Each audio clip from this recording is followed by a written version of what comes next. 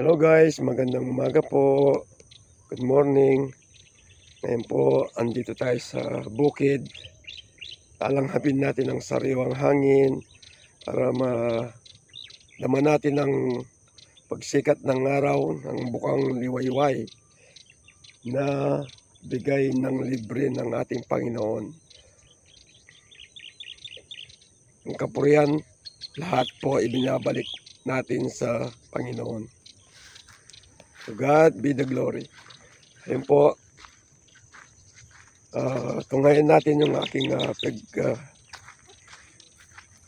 share sa inyo sa aking mga tanim dito sa aking munting taniman. Ito po. Ito po yung aking mga tanim na kamuting kahoy.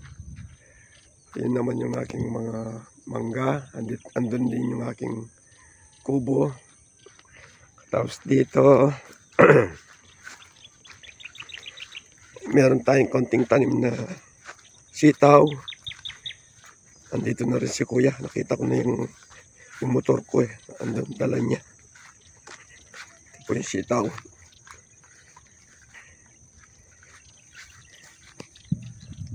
Malipas na itong sitaw. Pero pwede pang manguha. Itong linya na to, mga saging. Hanggang doon sa may isa kong patubig o deep well irrigation. Ayun ang aking kalabaw. Bakit wala si kuya? Ito po yung talong, yung unang namungang talong. Pero nagbubunga pa rin.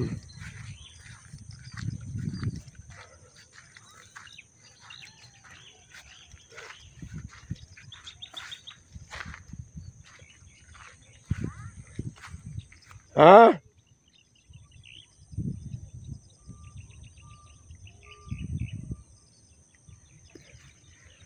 Sino yan? Meron man tao dyan? Wala akong nakikitang tao pero meron akong naririnig.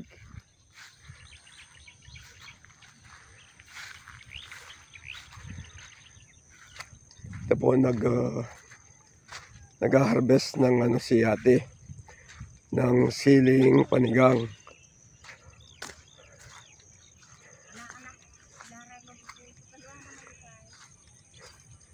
Ayan.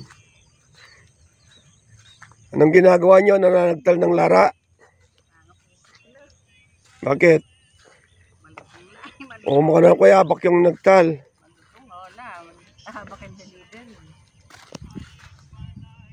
Wala ko sa mo, wala ko nga itaw. Siniyata kindanon ko, ako. Ay? Rayuma. Wag kasi magrayuma eh. Kaya kitang kaya ka rin lighter, maglaga akong kape. Ay. Kaya pinadala eh.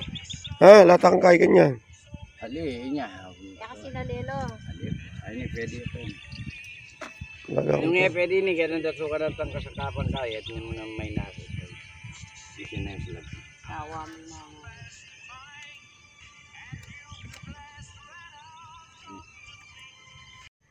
Dito naman tayo sa mga kalabasa.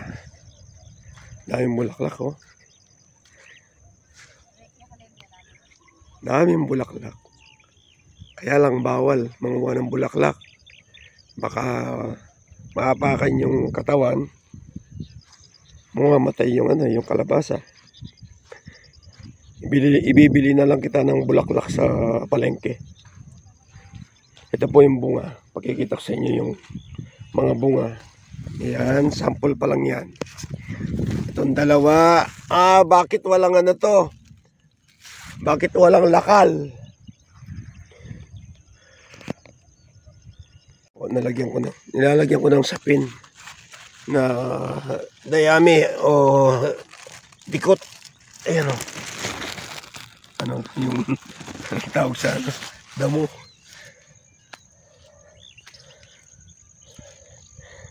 Marami pa pong bunga yan. Kaya lang nakatago.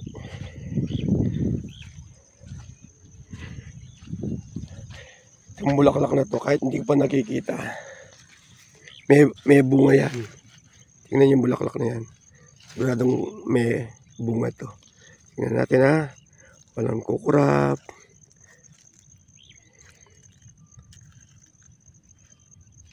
Oh, yun oh. Diba? Ngayon kailangan natin takpan. Wait. Ito po yung pantakip natin. Yun, tinanggalan ko ng konti yung isang bulaklak. Tapos itatakip natin dito. Para hindi siya pasukan ng insekto. Yan. Diba? So parang meron din dito.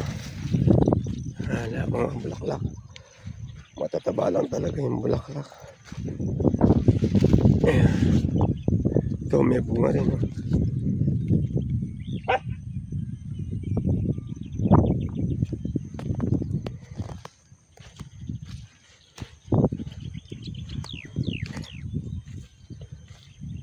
Oh. Ito mga may bunga rin to. Dalawa. Oh, yan oh. Dalawang bunga. Tsaka ito. May bunga rin to. Oh, yan oh. Yan na lang, marami. Mamaya, papatulong ako kay kuya magtakip ng bulaklak.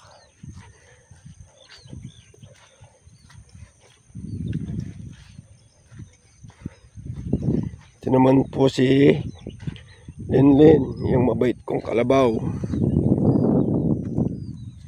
Hawakan muna natin ang kanyang ilong para makilala tayo. Linlin. Linlin. Linlin. Buntis ka na? Ha? Hawakan ko yung ilong ha. Ilong. Yun. Yun na raw. Pag nahawakan ko na yung ilong, ibig sabihin, kilala na ako. Yung anak niya, pinapugat ko.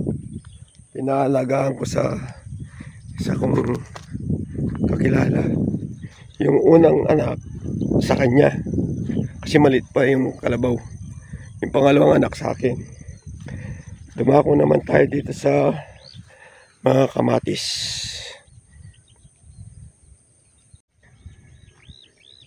Andito po yung mga kamatis. Itong parang bakante na to. Mga kalabasa rin ito. Ayan. Ito po yung mga kamatis.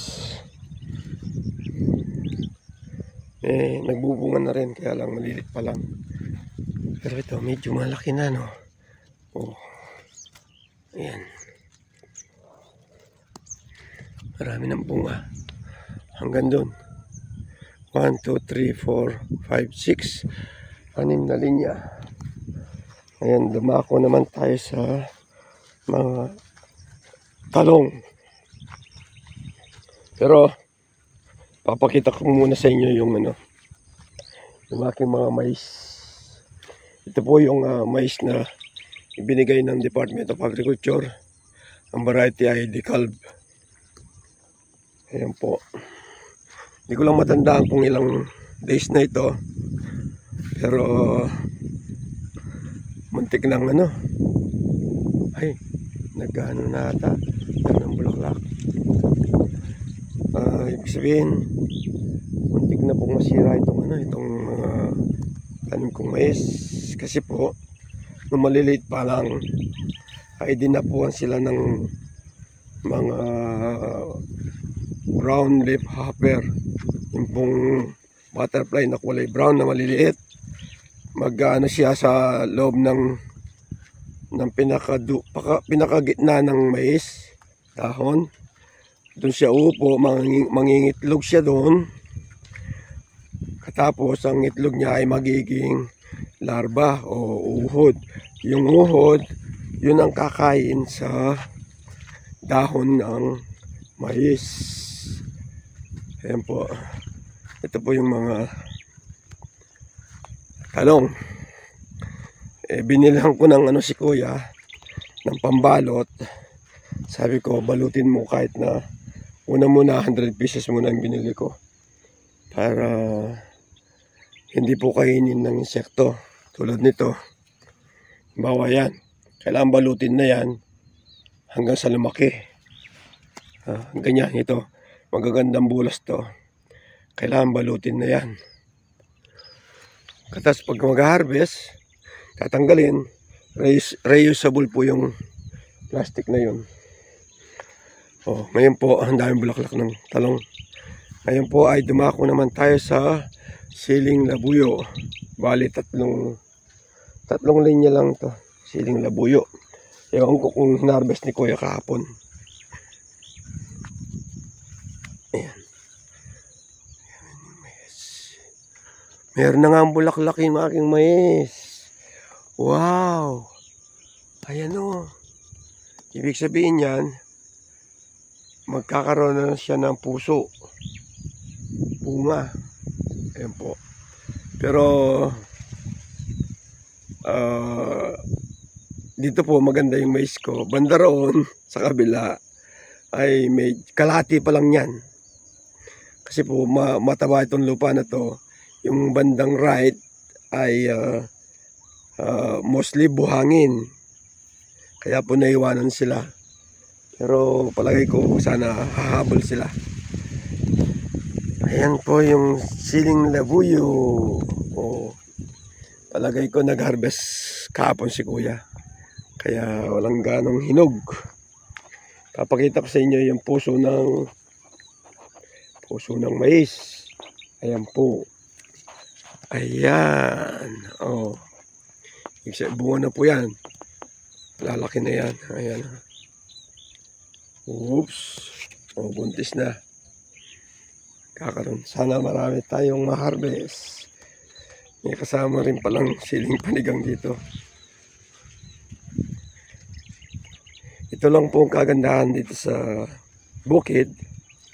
Pag pumunta ka ng maaga, yung ambience ba, malalanghap mo yung sariwang hangin, makikita mo yung bukang liwayway,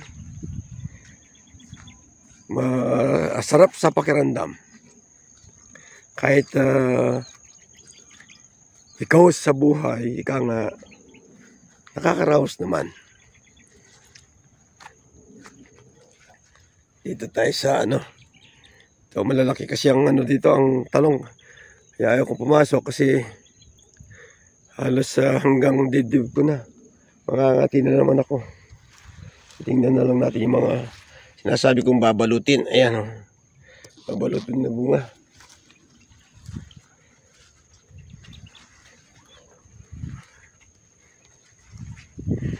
Darating pa naman yung aking kapatid, yung ate ko. Tsaka yung manugang niya, tsaka pamangking ko. Galing Saudi. Gusto na raw nilang makita yung mga tanim namin dito. Hinihintay ko pa sila. Nauna pa ako sa kanila. Ayun, ang dami. Ayun bunga. Yun. Ayun bunga. Ayan. Gandang balutin ito. Hindi magkakasyang kahit pala 500 ang bibiling kong plastic, hindi pa rin kakasya. Kaya lang, sabi ko try ko muna bago ako umorder ng maramihan. Yan po yung aking mga saging. Ayan. Yun ang aking mga aso. Choco! Tol! Choco! Yun tumol. Yan po yung, ayun. Yan po yung aking deep well irrigation na pampatubig dito sa aking mga mais. Yan naman po yung aming solar irrigation system na bigay din ng Department of Agriculture. Malapit lang po sa boundary ng aking lupa. Kasi yung mga halaman na yan, sa likod yan, nandoon yung aking bakod. So, 10 meters away lang po sa aking lupa. Ito po yung mais na sinasabi ko sa inyo na naiwanan. Ayan Hindi siya kasi laki ng naunang na videoan ko. Ito po yung sinasabi kong lupa na talagang buhangin. So, naiwanan sila sa paglaki. Pero, magdadalawang harvest na lang ako. Ayan. Pero maganda naman po yung ano. Kasi, nung nakaraang araw, pinatubigan ko. Although maraming damo, kapag lumaki na po yung mga mais, mamamatay ng kusa yung damo na yan. Ito po yung aking ginagamit na hose. Although putol-putol, pinagpitsagahan ko. Kasi napulot ko lang yan. Pinagdugtong-dugtong ko. Wala pa tayong pambili. Baka po merong gustong mag-donate ng plastic hose. Kaya lang po, worth 4,000 yung 100 meters. Yan, ganda tingnan mga bulaklak. Oh. Ayan po yung aking makina. Bigay ng NIA, National Irrigation Administration. Bigay po yan ay lahat libre. Baon ng tubo, makina, tsaka yung mga accessories. Mamaya kayo kakain. Ito naman yung papaya. May manibalang. Ayun. Ito may hinog. Anak ko, may pangalan. Ayun. Ayun. Mamaya papipitas ko sa aking pamangkin. Para maranasan nila yung mamitas ng hinog sa puno. Ito po yung aking mga saging. Mali po 3 variety yung aking saging. Senyorita, Cordoba, saging saba, tsaka yung isa pa, hindi ko alam yung isa. Ayan po yung Cordoba. Ayan.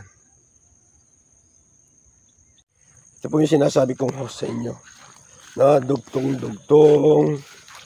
Ayan, dugtong. Ayan, dugtong. Ayan, dugtong. PVC po yung ginamit ko. Ayan, PVC na blue na yan. Dugtong-dugtong po yung hanggang sa makabuo ako ng medyo mahaba. Para hindi sayang po yung tubig na napupunta sa lupa. Para diretso sa gusto mong patubigan.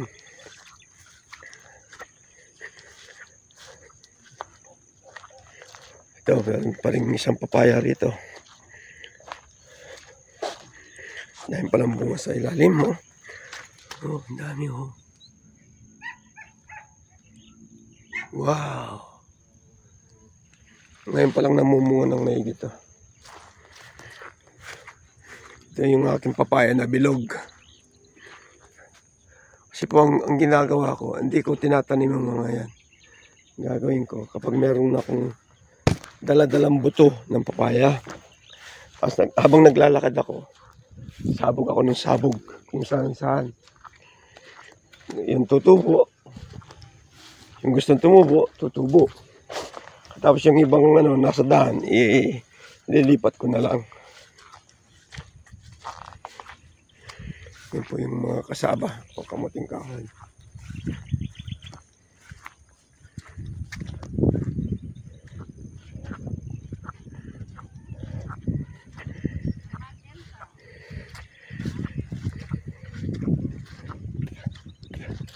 Lalambungan Che. Lalambungan maragul. Malagula pa eh.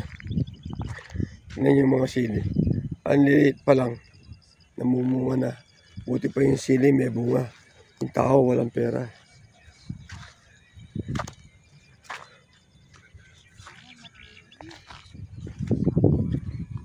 Isa naman yung bunga pa Che, Ma'am Mateo. Alam, magkasiretang sili kong plastic. Diyan pa lang. Ito naman po yung mga saging saba. Datang no kanyan. Dichi. Ay mo patalason. Pandamusakan do rin kulbaso. Ito po yung yung saging na to. Ang kwento nito ay yung isang kaibigan natin na naging chief of police sa Porac. Hindi ko na lang po babanggitin ang pangalan Pero siya po ay napakabait. Yan po. Umupo siya sa tabing kong bahay. Ngayon yung mga tauhan niya nagtanim ng saging. Ang laki nung nagbunga, ang laki. Ang haba, ang daming bunga. Kaya sabi ko, Chip, pwede ba akong pag nagbunga yan, kukuha ako ng itatanim ko. Parang ganyan. Yan, ganyan po yung kinuha ko. Yung sa amin ang tawag yan ay suli. Kanya, oo sir. 2 beses ko na pong sinama dito sa farm si Chip. Ngayon po ito, gusto kong ibalita sa kanya kung napapanood niyo itong aking video. Malalaki na itong saging na pinigay sa akin. Malapit na siguro magbunga yan. Ayan, Chip, nagbubunga na yung hiningi kong saging sayo. Ayun po. Ayun po guys, nasaksihan nyo yung aking mga tanim. Kasama po yung aking kapatid, si Kuya Eli. Sana po nagustuhan nyo yung binahagi ko sa inyo. Ngayon po ay maglalaga tayo ng kapeng barako. Ito po, kakape tayo. Ayan. Meron ba kayo niyan? Oh. Kapeng barako. Ayan. Lalaga tayo ng kape ng barako. So, yun po. Muli po ako'y nagpapasalamat sa inyong pagsuporta, sa inyong walang sawang panonood. Mag-ingat po tayo palagi. Patnubayan nawa tayo ng pong may kapal. Muli po, ito ang inyong lingkod, Sadik Yakabod, Farmer Senior Citizen ng Pampanga. Pasensya na po kayo kung madalang na akong mag-video, mag-vlog. Gawa ng kuminsan ay marami tayong ginagawa. Ito po ay aking libangan lamang. At tuloy, kahit sa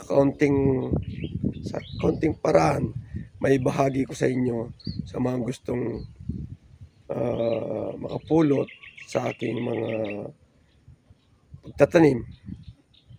Yun lang po ang aking hangarin.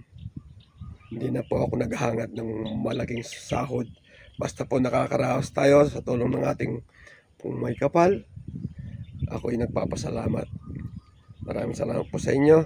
Shout out po sa inyong lahat. Bye-bye. Jesus love us. God bless. God bless you all.